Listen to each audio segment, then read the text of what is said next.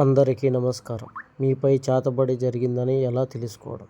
అయితే మా ఛానల్ని లైక్ చేయండి, సబ్స్క్రైబ్ చేసుకోండి మరిన్ని వివరాల కోసం.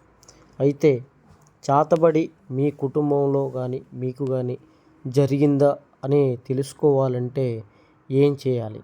చేతబడి వాటి యొక్క లక్షణాలు ఏమిటి?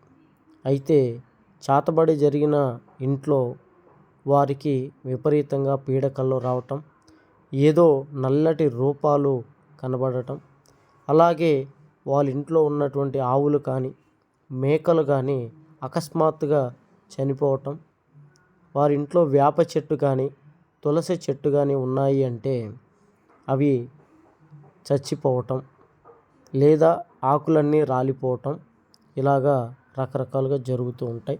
ఆరోగ్యం కూడా విపరీతంగా దెబ్బతింటుంది. ఇలా కనుక మీ ఇంట్లో జరుగుతున్నట్లయితే మీపై మీ శత్రువులు కానీ మీకు మిత్రులు కానీ మీ మీద చేతబడి చేయించినట్లు అర్థం.